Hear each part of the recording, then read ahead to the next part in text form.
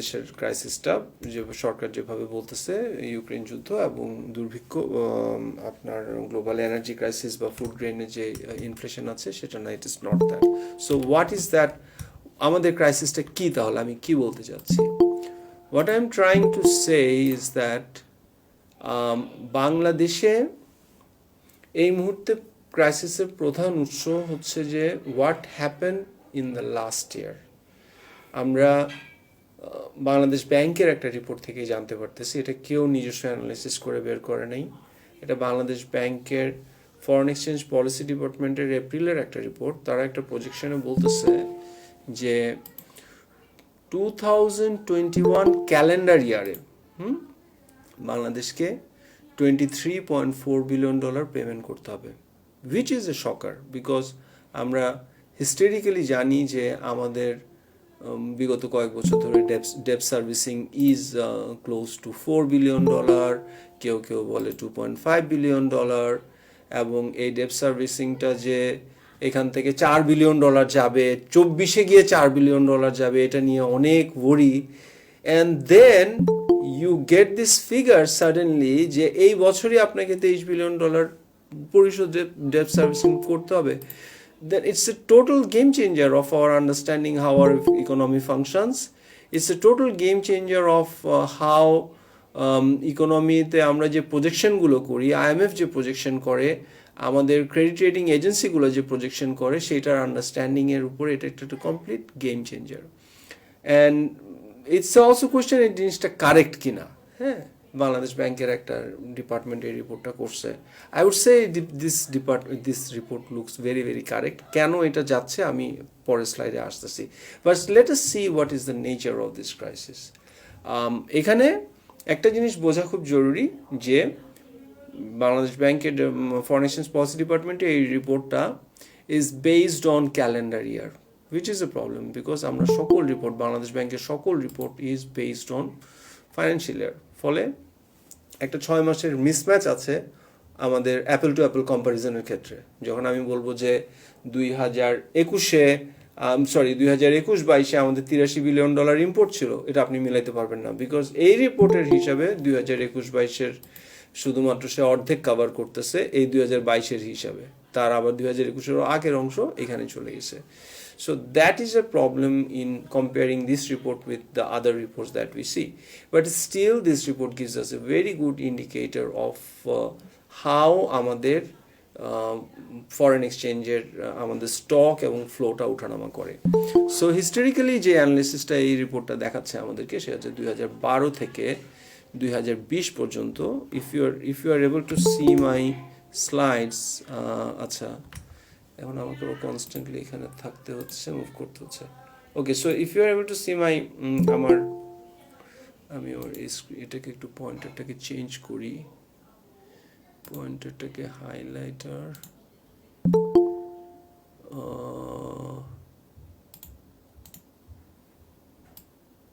তা তো খুব সুন্দর পয়েন্টার হয় নাই, লেজার পয়েন্ট, হ্যাঁ দিস বেটার। ওকে, জমে গেছে, ঢুকায় নেই।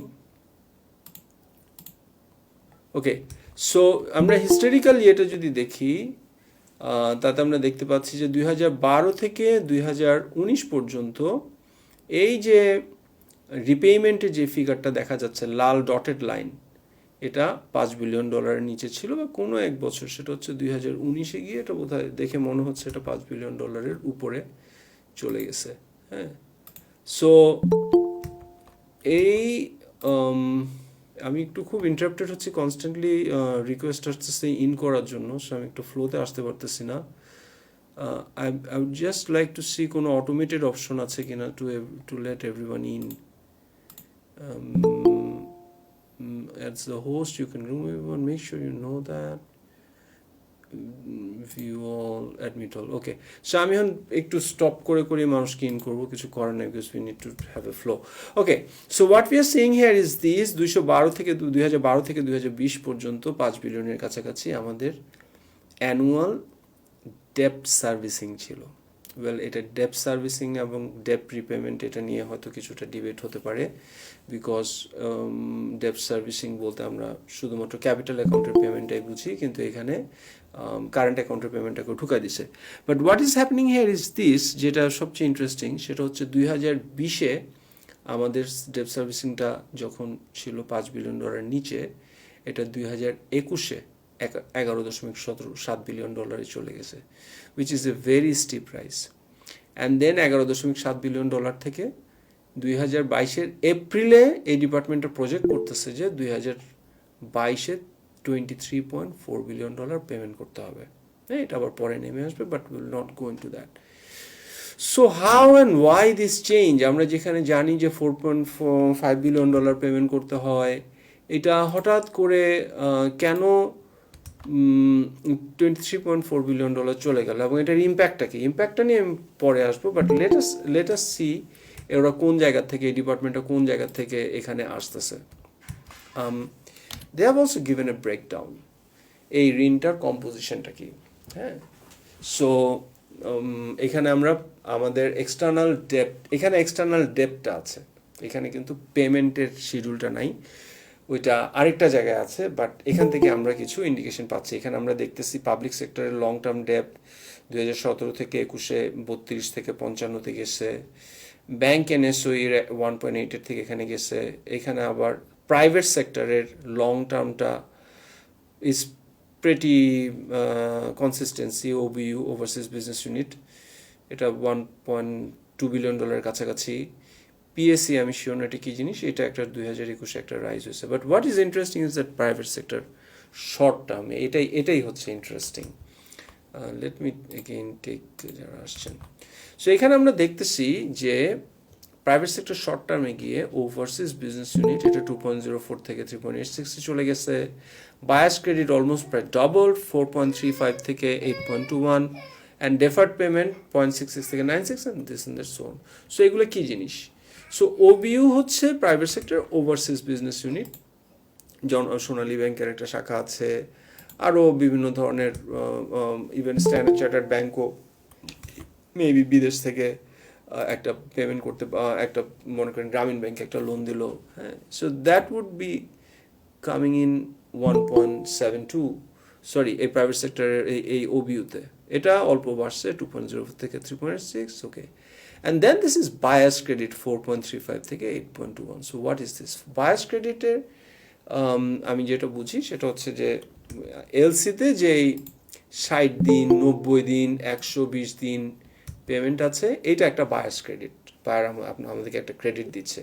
অনেক ক্ষেত্রে বায়ার একটা শর্ট টার্ম ফিনান্সিংও করে, যে তোমার এটা 2 বছর পরে দেওয়া যাবে, ওইটা খুব একটা মানে নর্মাল না।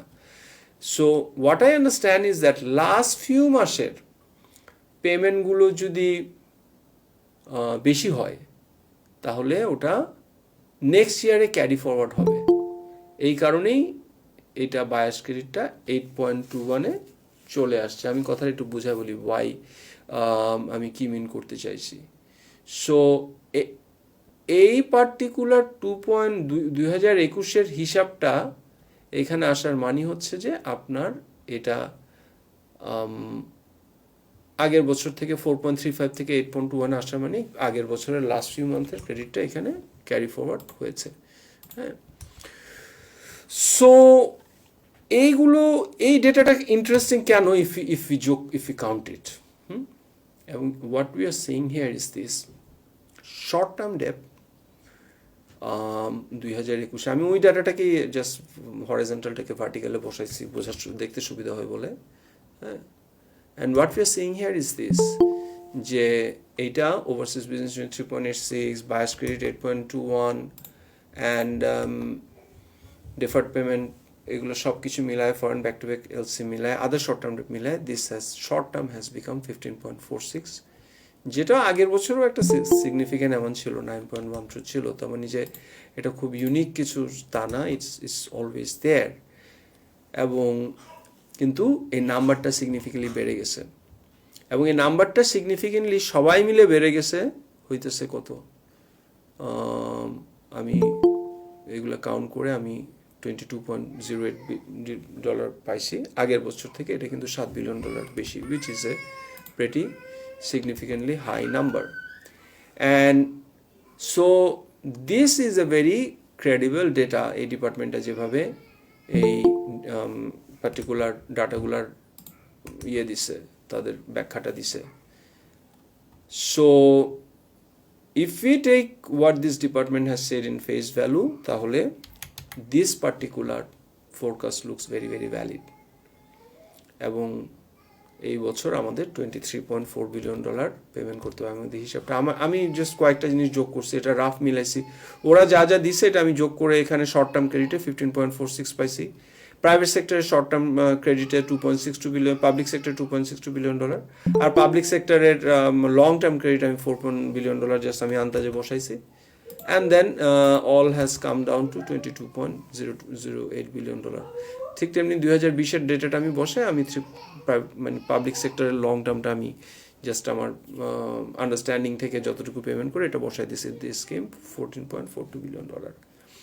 And this is bad, very very bad. কেন এটা ভেরি ভেরি ব্যাড? বিকজ আমরা অর্থনীতিতে আলোচনা যখন করি তখন আমরা যখন শর্ট টার্ম ক্রেডিট দেখি বিভিন্ন জায়গায়, আমরা ধরে নিই যে এটা 2-3 বছরের একটা অ্যানালিসিস, এটা 2-3 বছরে পেমেন্ট করতে হবে।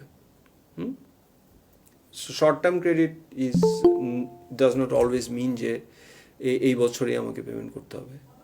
কিন্তু যে মুহূর্তে বাংলাদেশ ব্যাংকের একটা ডিপার্টমেন্ট সে একটা অ্যানালিসিস করে বলতেছে যে 2022-তে তাদের forecast, and 2022 calendar year, this is something is problematic, forecast হচ্ছে $23.4 বিলিয়ন, এবং এটা সে একটা ডিটেল ব্যাখ্যা দিচ্ছে, এবং ব্যাখ্যাটা সে কনভিনসিংলি ভাগ করে করে দেখাচ্ছে যে yes it is coming to $24 billion.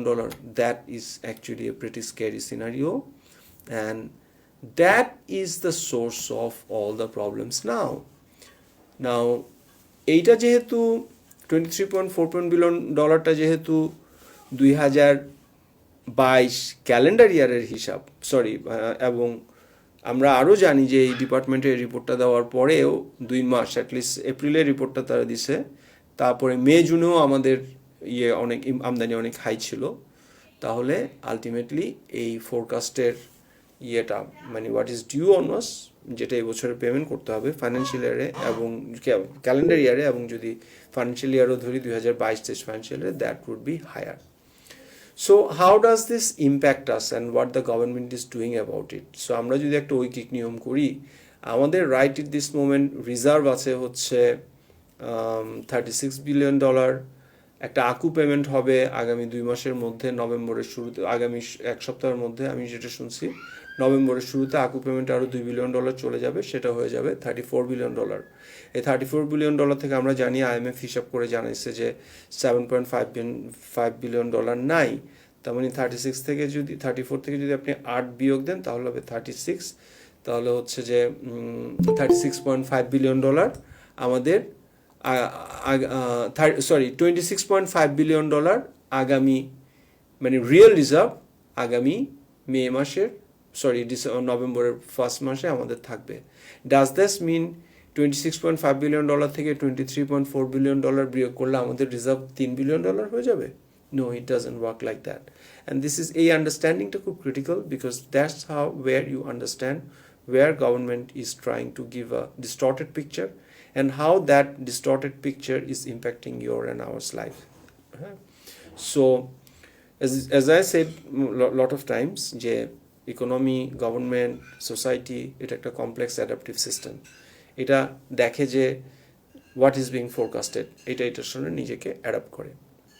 So what government is doing now, আমাদের ক্রাইসিসটা started becoming clear sometimes in June, যে সময় আমাদের বাংলাদেশ ব্যাংক বুঝতে পারলো যে যেই হিসাবে ডলারটা আমি এটা বন্ধ করি, I think I am done, এটা একটা জিনিস আছে, but I can still close it. If I close it তাহলে আমি stop presenting.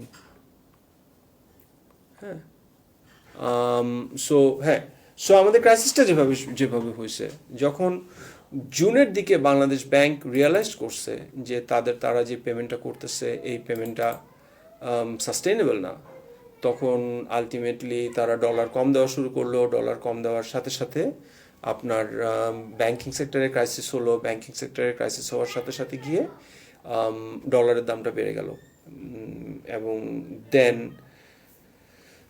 that looked like the beginning of all these issues. So now how this will play out is this: Bangladesh Bank এবং Bangladesh government at that time realized যে আমাদের জানুয়ারি থেকে জুন পর্যন্ত annually debt servicing import was $8 billion, average $8 billion economy import করতেছিল। And then জুনে, I think June আর জুলাই সরকার কিছু measurement নেয়, যে মেজারমেন্টগুলো নেওয়ার পর থেকে বাংলাদেশ ব্যাংক $30 মিলিয়ন উপরে এলসিকে রেফার করে। মানে বাংলাদেশ ব্যাংকের পারমিশন নিতে হবে, এই ডিক্লারেশন দেয়, এবং বাংলাদেশ ব্যাংকে started rejecting a lot of LCs, and then the import reduced. So 2022 জানুয়ারি থেকে জুন পর্যন্ত অ্যাভারেজ যেখানে ছিল $8 বিলিয়ন, জুলাই থেকে সেপ্টেম্বর পর্যন্ত আমি যেটা দেখছি অ্যাভারেজ বিকেম $6 বিলিয়ন। এখন তাতে কি হয়েছে, আমরা যে $23 বিলিয়ন এই যে প্রজেকশনটা দেখতেছি, এই প্রজেকশনে এটা তো আপনাকে যেটা ডেট সার্ভিসিং করতে হবে, কিন্তু একই সাথে আপনি যদি আমদানি কমায় নিয়ে আসেন তাহলে তো আপনার ডেট পেমেন্টের ক্যাপাসিটিটা বেড়ে যাচ্ছে। So government actually has done that, তারা আমদানিটা সিগনিফিকেন্টলি কমায় নিয়ে আসছে। কমায় নিয়ে আসার কারণে এটা এখন অ্যানুয়ালি পার মান্থে এখন $6 বিলিয়ন করে হচ্ছে। কিন্তু তারপরেও সরকারকে কমায় আসার পরও সরকারকে মাসে আই থিঙ্ক জুলাই, মানে এই ফিসকাল ইয়ারে এখন পর্যন্ত বোধহয় $4.5 বিলিয়ন বাংলাদেশ ব্যাংকগুলোর কাছে বিক্রি করতে হয়েছে, which comes down to around $1.1 billion per month. So এই $1.1 বিলিয়ন যদি শর্টেজটাও কমাইতে পারে তাহলে তো রিজার্ভে আর কাটা যাবে না, রাইট? সো বাংলাদেশ ব্যাংক এবং বাংলাদেশ গভর্নমেন্ট যদি এখন যে $8 বিলিয়ন কি $6 বিলিয়ন নামায় নিয়ে আসছে, এটাকে যদি $5 বিলিয়ন নামায় নিয়ে আসে, তাহলে আপনার এখন যেই ডেফিসিটটা হচ্ছে প্রত্যেক মাসে সেটা হবে না। এখন আমাদের প্রজেকশনটা দেখি, আমাদের প্রজেকশন হচ্ছে যে তারপরেও তো আমাদের যেই বাকি $23 বিলিয়ন যে পেমেন্টগুলো আছে সেগুলো পেমেন্ট করার জন্য এর মধ্যে আবার দুইটা ক্রাইসিস সামনে আসতেছে। প্রথম, অলরেডি ক্রাইসিসটা দেখা যাচ্ছে। প্রথম হচ্ছে যে আমাদের রপ্তানিটা কমে আসতেছে because of the global recession, এবং লাস্ট মান্থের যে ফিগারটা আমি দেখছি সেপ্টেম্বরের ফিগার ওয়াজ ব্যাড। এই মুহূর্তে মাথায় খেয়াল নেই, আই থিঙ্ক $400-500 মিলিয়ন কম ছিল। একই সাথে লাস্ট মান্থের লাস্ট হাফেও রেমিটেন্সও কম ছিল। So let us consider that আগামী 5-6 মাসে আমাদের রেমিটেন্স এবং আমাদের এক্সপোর্ট অ্যারাউন্ড $5 বিলিয়ন করে প্রত্যেক মাসে কমবে। তার মানে এখানেও আরও $1 বিলিয়ন মতো সরকারকে অ্যাডজাস্ট করতে হবে। তার মানে ওই $5 বিলিয়ন আমি হিসাব করলাম, ওই $5 বিলিয়ন থেকে যদি আরও $1 বিলিয়ন সরকার কমায় নিয়ে আসতে পারে এবং $4 বিলিয়ন নিয়ে আসতে পারে, তাহলে কিন্তু এই যে $23 বিলিয়ন যে হিসাবটা দিচ্ছি এটা ভিতর থেকে বিভিন্ন অ্যাকাউন্টিংয়ে পেমেন্ট হয়ে যাচ্ছে, কিন্তু আলটিমেটলি আমাদের রিজার্ভটা কমতেছে না। সো এই কারণেই আমি বললাম যে $23 বিলিয়ন আমাদেরকে পেমেন্ট করার যে হিসাবটা আমরা দেখছি, এইটা ultimately is being reflected on when the reserve is reduced. কিন্তু রিজার্ভের রিডাকশনটাকে যদি তারা থামাইতে পারে বাই রিডিউসিং দি ইম্পোর্ট, তাহলে কিন্তু এটা আস্তে আস্তে অ্যাডজাস্ট হয়ে যাবে বা এটা এক জায়গায় থাকবে। But that is only a hypothetical scenario, and not only a hypothetical scenario, ওই রিডাকশনটাই ইজ হেল, ওই রিডাকশনটাই হ্যাভক, ওই রিডাকশনটাই মানে সাফারিংয়ের সব কিছু। বিকজ একটা ইকোনমি, আমি এখানে ডেটাটা আনছি, একটা ইকোনমি যে মাসে, এটা 2020-এ এখানে দেখতেছি $70 বিলিয়ন ইম্পোর্ট করে, এবং 2021 এখানে 20, আই থিঙ্ক এখানে 21, 2022-এর ডেটাটা, এটা ওয়ার্ল্ড ব্যাংক থেকে আমি ডেটাটা কপি করছি, 2022-এ ইট ওয়াজ $83 বিলিয়ন। সো $83 বিলিয়ন আমদানির একটা ইকোনমিকে যদি আপনি মান্থলি $4 বিলিয়ন নিয়ে আসেন, মান্থলি $4 বিলিয়ন হচ্ছে 4 × 12 = 48, আর এই $83 বিলিয়ন তো হচ্ছে, আমার ভাগ্য, আমার যোগ্য গুণ ভাই খুব খারাপ। 83-কে 12 দিয়ে ভাগ করলে কী হবে? 4 6 12 7 12 হ্যাঁ, $7 বিলিয়ন, রাইট? সো $7 বিলিয়ন ইকোনমিকে, মান্থলি ইম্পোর্টের ইকোনমিকে আপনি যদি $4 বিলিয়ন নামায় নিয়ে আসেন, $50 বিলিয়ন নামায় নিয়ে আসেন 4 × 12 = 48, তার মানে আপনার এখন জ্বালানি আমদানি করবে না তারা, তার মানে এখন তারা বিদ্যুতের অলরেডি কুইক রেন্টালগুলোর পেমেন্ট বন্ধ করে দিছে, তার মানে ওষুধপত্র, তার মানে ফুড, এভরিথিং তারা আমদানিতে বড় রকম হাত দিবে। যেগুলো না পারলে করবে না, আই থিঙ্ক ফুডে হাত দিবে না, ফুড ইজ ভেরি সেন্সিটিভ। কিন্তু এনিথিং আপনি করবেন, যা কিছু আপনি এনজয় করছেন বা whatever you took for granted that এটা আমি পাই, এটা আমি দোকানে গিয়ে পাই, ইউ উইল ফাইন্ড দ্যাট ওই জিনিসটা আগামী কয়েক মাস থেকে আপনি পাবেন না, because they have to, they are exactly doing that. তারা রিজার্ভটাকে প্রোটেক্ট করার চেষ্টা করতেছে। এই রিজার্ভটাকে প্রোটেক্ট করার জন্য আলটিমেটলি সকল আমদানি কমায় দিচ্ছে, অ্যান্ড এটাকে আরও কমায় নিয়ে আসবে যদি সামনে রেমিটেন্সটা আরও পড়ে যায়, যদি সামনে রপ্তানিটা আরও কমে আসে। এবং এই সিচুয়েশনটা ultimately will bring a huge suffering on the people. আমি একটা প্রজেকশন দিয়ে আলোচনাটা শেষ করি, then we will go into question answer session. So আমাদের প্রজেকশনে, রিজার্ভের প্রজেকশনে আমরা দেখছি যে এই মুহূর্তে আমাদের রিজার্ভ ইজ $36 বিলিয়ন। নভেম্বর মাসে একটা আকু পেমেন্টে $2 বিলিয়ন চলে গেলে is going to become $34 billion. এই $34 বিলিয়ন থেকে IMF-এর হিসাবে যে টাকাটা আপনার এক্সপোর্ট রিটেনশন কোটাতে দেওয়া হয়েছে, ও টাকাটা যদি ফেরত না আসে, ওখান থেকে 34 থেকে আরও 8 যদি মাইনাস করেন, that becomes $36 billion in this November first week. এখন যেহেতু গত 3 মাসে অ্যাভারেজে $1.2 বিলিয়ন করে বাংলাদেশ ব্যাংকে সেল করতে হয়েছে, তাহলে এই 26 পেলাম না লাস্টে, এই 26কে এখন হচ্ছে আমরা নভেম্বরের 2 মাসকে, তার মানে আরও $2.5 বিলিয়ন সেল করতে হবে। সো 26কে আরও যদি 2 বা 3 দিয়ে মাইনাস করেন, that's going to be $23 billion. Meanwhile যদি ওই 2 মাসে যদি রেমিটেন্স এবং আমদানির রপ্তানির ইয়েটা আরও কম আসে, that is going to be something around $22 billion. এগুলো তো আর এত এক্স্যাক্টলি বলা যায় না ফিউচারে কী হবে। So what we R seeing is this, যে নেক্সট ইয়ার জানুয়ারিতে আমাদের real reserve should be based on what we have explained and understood now, should be around $22-24 billion. আমি বড় রেঞ্জ ধরলাম কারণ ইকোনমি এত স্পেসিফিকলি বলা যায় না। So what kind of scenario is that? Is that a good scenario or is that a bad scenario? It's definitely একটা bad scenario. আগামী বছর জানুয়ারিতে যদি আমাদের রিয়েল রিজার্ভ $20-24 billion নেমে আসে, and because what you are seeing now, তাহলে আমাদের যে মাসে যে $4 বিলিয়ন হিসাবটা আনলাম, সেইটা তখন তাদেরকে অবশ্যই এনফোর্স করতে হবে। এই $4 বিলিয়ন যদি আমদানিকে $4 বিলিয়ন নামায় নিয়ে এসে বাংলাদেশ ব্যাংকের রিজার্ভের ক্ষয়টাকে তারা স্টপ করতে পারে, then they should be able to maintain that $20 billion for couple of months. এখন I do not know how far they can do, because এখন যে ইয়েটা করতেছে এই 25-6 বিলিয়ন, $34 বিলিয়ন যেটা মেনটেন করতেছে, এইখানে আমার সন্দেহ যে এই যে ফোরকাস্টের যে টাকা, তার অনেক কিছু এখনও পেমেন্ট করতেছে না। সন্দেহ না, দেয়ার আর লট অফ এভিডেন্স পেমেন্ট করতেছে না, এখনও অনেকগুলো এলসি ডেফার করতেছে, এখনও জ্বালানির পেমেন্টগুলো করতেছে না, এখনও কুইক রেন্টালের পেমেন্টগুলো করতেছে না। এই কুইক রেন্টাল সবার সাথে কিন্তু চুক্তি হয়েছে ডলারে।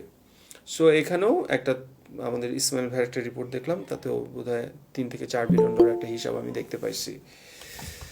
সো সব কিছু মিলায়ে যদি আলটিমেটলি এটা হয় যে এখন যে অ্যাডজাস্টমেন্টটা করতেছে, তাতে এই বছরের যে ডেফার্ড অংশগুলো, এর অনেকটুকু অংশ এখনও পেমেন্ট করা হচ্ছে না, then 2024 is going to be a bad year. এটার সাথে আরেকটা আর্গুমেন্ট যোগ হচ্ছে, সেটা হচ্ছে যে বোরোর উৎপাদন নাকি কম হওয়ার একটা সম্ভাবনা দেখা দিচ্ছে। আমাদের আমি একটা হিসাব করে দিচ্ছি, পার টন বোধ হয় প্রায় পার 1 লক্ষ টন বোধ হয় প্রতি 1 লক্ষ টন আমদানি, ফুড গ্রেনের আমদানি প্রায় $500 বিলিয়ন মতো পড়ে প্রতি 1 লক্ষ টন। সো আমাদের অনেক সময় আমাদের চালে 20 লক্ষ টন বা এই ধরনের শর্ট থাকে। সো ফুড গ্রেনে যদি আসলে একটা শর্টেজ হয় এবং একই সাথে এই যে মনে করেন একটা কারেক্টিভ মেজারগুলো নিচ্ছে, এর ফলে বিদ্যুৎ বন্ধ করে দিচ্ছে, এর ফলে আপনার রপ্তানিতে যে বিদ্যুৎ দেওয়ার কথা, গ্যাস দেওয়ার কথা, সেটা দিতে পারতেছে না, ফলে সাইক্লিকলি তাদেরকে তো হিট করবে। সো সেইগুলো যদি আলটিমেটলি তাদেরকে হিট করে অ্যান্ড দেন রপ্তানি যদি আরও কমে আসে, এবং দ্যার ইজ দিস ফোরকাস্ট যে আগামী বছর মার্চের পরে গ্লোবাল সিচুয়েশন যদি আরও খারাপ হয়, দেন 2024 could be a very very bad year, considering the fact that তারা রিজার্ভটাকে আস্তে আস্তে কমাবে, রিজার্ভকে তেমন ডিপ্লিট হইতে দিবে না, কিন্তু ইকোনমিতে আজাব নামে আসবে, সব ধরনের কনজামশন বন্ধ করে দিবে, জ্বালানি আমদানি আরও কমায় ফেলবে, অ্যান্ড আরও অনেক ধরনের ক্যাপিটাল কন্ট্রোল স্থাপন হবে। সো এক্স্যাক্টলি রিজার্ভ কোথায় যাবে ওই প্রজেকশনটা আসলে এভাবে বলা সম্ভব না। So I hope that's what is my central argument. I hope আমি আমার আর্গুমেন্টটা প্রেস করতে পারছি। We have, I think we will take another 10 minutes, আমরা কিছু কোয়েশ্চেন অ্যান্সার সেশন করতে পারি। জি ভাইয়া, হোসেন ভাই বলেন। এইটাই ভালো, আচ্ছা কেউ একটু আমার হাত তুললে একজনের হবে। জি ভাইয়া বলেন। আচ্ছা আমার দুইটা কোশ্চেন। একটা কোশ্চেন হচ্ছে যে আপনি যেভাবে লিনিয়ারলি বলতেছেন যে এই প্রতি মাসে এত করে কমতেছে, বাট আপনি বোধহয় একটা একটা ফ্যাক্টর নিচ্ছেন না, যেটা হচ্ছে যে প্রতি মাসেই যে সবকিছুর দাম বেড়ে যাচ্ছে। সো আমরা যেটা Yeah. আসলে বড় মানে একটা হুইট কিনতেছি বা অন্য কিছু কিনতেছি, যে দাম দিয়ে আমরা এলসি করতেছি, 1 মাস পর আমাকে আরো বেশি দাম দিয়ে এলসি করতে হবে। সো ইকুয়েশনটা ডিফারেন্ট হতে পারে, মানে আমরা যেভাবে চিন্তা করছি যেভাবে কমবে আরো বেশি আকারে কমতে পারে যদি গ্লোবালি সবকিছুর দাম বেড়ে যায়। আহ, একটা this is point one. Second point হচ্ছে যে আহ, আমরা জানি যে বাংলাদেশ একটা থার্ড ওয়ার্ল্ড কান্ট্রি। এখন ওদের বাংলাদেশ ব্যাংকের যে ডেটা আমাদেরকে দিচ্ছে, how we can say that is like source of truth, how it's not manipulated. আমি জাস্ট এটা অনেক সময় বিশ্বাস করতে পারি না যে বাংলাদেশ আমাদের দেশে এই জিনিসটা ম্যানিপুলেট হবে না, যখন ওকে দেশে অনেক দিন ধরে একটা মানে ইউনো, যে আমাকে সবসময় এটা জিনিসটা ভ্যালিড মনে হয় না ডাটাগুলোকে। ওকে ওকে দুইটাই ফ্যান্টাস্টিক কোয়েশ্চেন, এবং প্রথমটা তো একটা দারুণ আর্গুমেন্ট। আমি এই কারণেই কিন্তু পুরো আলোচনায় আমি যে ফোরকাস্টিংটা করতেছি, আমি বলছি যে ফোরকাস্টিংটা জাস্ট একটা ফোরকাস্ট মাত্র, বিকজ এই ভ্যারিয়েবলটা কাজ করবে। এই ভ্যারিয়েবলটা দুভাবেই কাজ করতে পারে। সেটা হচ্ছে যে যখন রিজার্ভটা কমে আসবে, ডলারটা দিবে না, ডলারের দামটা আরও বেড়ে যাবে, ডলারের দামটা বেড়ে গেলে আলটিমেটলি গ্রেনের দাম আরও বেড়ে যাবে, গ্রেনের দাম বেড়ে গেলে কনজামশন কমে যাবে, কনজামশন কমে গেলে ওরা যেটা চাইতেছে সেটাই হবে, they would want the dollar price to grow so that the consumption reduces, এবং এটা ন্যাচারালি হয়, এটা সরকার চাইছে বলেই হবে না। এবং ইনফ্যাক্ট বিদ্যুতের দাম, তেলের দাম যে 50% বাড়াইলো, আমি এই সময় আমার পার্সোনাল আন্ডারস্ট্যান্ডিংটা ছিল এটা ইচ্ছা করেই বাড়াইছে, বিকজ ক্যাপিটাল কন্ট্রোল করে জ্বালানির ব্যবহার তেমন কমাইতে পারবে না, কিন্তু দামটা এমন লেভেলে বাড়াই দিছে যেন জ্বালানির ব্যবহারটা কমে আসে। সো আপনি যেটা বললেন that can work in both the ways, যে গ্রেনের দাম যখনই টাকার দামটা আরও বেড়ে যাবে, ডলারের দাম আরও বেড়ে যাবে, সব জিনিসের আরেক দফা মূল্যস্ফীতি হবে, সেই মূল্যস্ফীতি will actually reduce the consumption. And second যেটা ইস্যু সেটা হচ্ছে যে গ্রেইনের দামের যে ফোরকাস্ট আমি দেখছি, এই এখনও ইট ইজ নট ক্লিয়ার যে গ্রেইন এখন যে দামে আছে, অলরেডি ইন্টারন্যাশনাল একটা প্রাইস হাইক হয়েছে, এইটা 2023-তে হাইক হওয়ার আমি কোনো প্রজেকশন দেখি নেই। এনার্জিরও আমি কোনো প্রজেকশন দেখি নেই, বরং এনার্জির আমি প্রজেকশন যেটা দেখছি 2023-তে এনার্জি প্রাইস একটু কমে আসতে পারে, it's going to remain in a high level, it's not going to go down significantly যখন একটা ডিপ্রেশনের সময় হয়। সো সেটা হলে কিছুটা পাবে সরকার, কিছুটা বেনিফিট পাবে। বাট হোয়াট ইজ ইন্টারেস্টিং, আসলে তো সরকার তো পেমেন্টগুলো করতেছেই না, এনার্জি বেশিরভাগ পেমেন্টই করতেছে না, এটা টাকা ওরা ঋণ নিয়ে আগাচ্ছে, আইটিসির সাথে ঋণ নিচ্ছে। So so that's a very important thing, যে এটা কীভাবে ওয়ার্কআউট করবে উই ক্যানট টেল। সেকেন্ড হচ্ছে বাংলাদেশ ব্যাংকের কথা বললেন, বাংলাদেশ ব্যাংকের data dependable, I totally agree with you যে বাংলাদেশ সরকারের অধিকাংশ ডাটা ডিপেন্ডেবল না। But having said that, Bangladesh is little more dependable than other. Bangladesh Bank is little more dependable than others. এখানে there is a process. এই process-এ there is a certain kind of oversightness. What they do is that তারা interpretation-টা change করে। এটা আমার personal understanding. আমি মানে বলছি না যে একেবারে ম্যানিপুলেট করে না। হ্যাঁ, সো ইন্টারপ্রিটেশনটা কিভাবে ডিফার করে একটু দেখেন। আমরা কিন্তু বাংলাদেশ ব্যাংকের একটা ডেটা দেখি, সেটা হচ্ছে যে আমাদের এই কি বলে এটা, আমাদের ব্যালেন্স অফ পেমেন্টের যে ডেটাটা থাকে তাতে আমাদের ইয়ার পেমেন্ট হয় হচ্ছে গিয়ে 1. আমাদের সুদের পেমেন্ট হয়, মিডিয়াম এবং লং টার্মের সুদের পেমেন্ট হয় হচ্ছে বছরে অ্যারাউন্ড 1 বিলিয়ন অথবা সামথিং। কিন্তু তাদের পুরো ডেটাটা দেখে ইউ উইল নট আন্ডারস্ট্যান্ড যে এই বছর একটা $23.4 বিলিয়ন একটা ডেট সার্ভিস পেমেন্ট আছে। এটা বাংলাদেশ ব্যাংকের যেই রিপোর্টগুলো ফ্রন্ট লাইনে থাকে, আমরা যারা ইকোনমিকে ফলো করি, আমরা টাইম টু টাইমগুলো কনসাল্ট করি, কেউই এটা দেখে নেই, IMF এটা দেখে নেই। এই কারণেই আমি এই পার্সোনাল ডাটাটা আমি মনে করি যে it's a complete it brings a completely new insight to our understanding of how our economy works. কিন্তু এটা একটা মোর ইম্পর্টেন্ট জিনিস। আপনার ডেট সার্ভিসিং যে আলটিমেটলি $23 বিলিয়ন করতে হয়, গত বছর $11.7 বিলিয়ন করছেন, এটা যে 2 বছরের মধ্যে $5 বিলিয়ন থেকে 4 গুণ বৃদ্ধি পেয়ে $23.4 বিলিয়ন চলে গেল, খুব ক্রেডিবল আমরা কিছু ইনফরমেশন দেখছি এটার পরবর্তীতে। এখানে যে আমরা এটার এক্সপানশন যেগুলো দেখছি, হ্যাঁ, সো এটা কিন্তু বাংলাদেশ ব্যাংকেরই ডেটা। কিন্তু কথা হচ্ছে যে কোন ডেটাটাকে হাইলাইট করতেছে, সেটার মধ্যে আমরা কিভাবে এটা অ্যানালাইজ করতেছি। ঠিক আছে ভাইয়া, দ্যাটস ভেরি গুড কোয়েশ্চেন। আর কারো আমি could I answer your question? Yes, Hossain yes, ভাই, thank you. Thank you. জি রনি ভাই, এখানে একটা প্রশ্ন আমার জানার খুব ইচ্ছা, যে এই যে এই পরিমাণ ডেবিট বিদেশে আমরা লোন রিপেমেন্ট হিসেবে দিচ্ছি, এটা আসলে কোন কোন প্রজেক্টের জন্য আসলে এই লোনটা নেওয়া হয়েছিল? এই ধরনের কোনো কি তথ্য পাওয়া যাবে না? এই ধরনের তথ্য খুব স্পেসিফিকলি নাই। আমরা অ্যাটলিস্ট যেই ডেটাটা এখন এক্সপ্লেন করতেছি, এইটার ক্যাটাগরি হচ্ছে এটা কি পাবলিক না প্রাইভেট, এটা কি লং টার্ম না শর্ট টার্ম, এটা এই ক্যাটাগরিতেই আমরা এই ডেটাটা দেখতে পাচ্ছি। এখানে একটা জিনিস ভেরি ক্লিয়ার, সেটা হচ্ছে যে কনসার্নগুলো কোন জায়গায় তৈরি হয়েছে। আপনি যদি, আমি জানি না আপনি কখন জয়েন করছেন, আমরা এই ডাটাটার কোন কোন প্রজেক্টে হবে এটা দেখি নাই, কিন্তু আমরা এটা দেখছি যে এই ডেটাটার কম্পোজিশনটা কি। আমরা এটা দেখছি যে প্রাইভেট সেক্টরের ওভারসিজ বিজনেস ইউনিটটা 2.04 থেকে 3.86-এ চলে গেছে। বায়াস ক্রেডিট যেটা 4.35 থেকে 8.21-এ চলে গেছে। সো এই কম্পোজিশনটা আমরা দেখতে পাচ্ছি, হ্যাঁ। কিন্তু এক্স্যাক্টলি প্রজেক্ট ওয়াইজ এটার কোনো ইলাবোরেশন, এটা শুধুমাত্র বাংলাদেশ ব্যাংকই জানে। বাংলাদেশ ব্যাংক না দিলে এটা কেউ বলতে পারবে না। তার মানে আপনি বলছেন এটা মূলত প্রাইভেট গভর্নমেন্টের লোন পেমেন্ট থেকেও ব্যাপারটা প্রাইভেট সেক্টরের কারণে এফেক্টেড বেশি হচ্ছে। অ্যাবসলিউটলি আমাদের এই কারেন্ট ক্রাইসিসটা গভর্নমেন্টের ম্যাক্সিমাম ডেট কিন্তু লং টার্ম।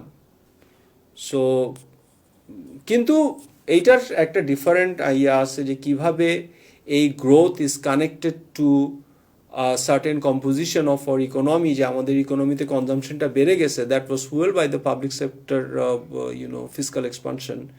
ওইটা আবার একটা অল টুগেদার একটা ডিফারেন্ট এবং একটা কমপ্লিকেটেড ডিসকাশন, বাট আজ ওইটা প্রয়োজনে আমি কালকে একটা ইয়েতে আলোচনা করবো। Today will stick with this, exactly this. মানে আমি আপনার কথা একটু এক্সপান্ড করি। এইটা যে পাবলিক সেক্টরের এক্সপানশনটা দেখতেছেন, এটা কিন্তু মনে করেন কথা বলছি, পদ্মা ব্রিজে যদি একটা রড লাগানো হয়, ওই রডের জন্য যদি একটা জাহাজ আমদানি করা হয়, এটা পাবলিক সেক্টরে দেখাবে না, এটা প্রাইভেট সেক্টরে দেখাবে, হ্যাঁ। So this is in this way দুইটা কানেক্টেড।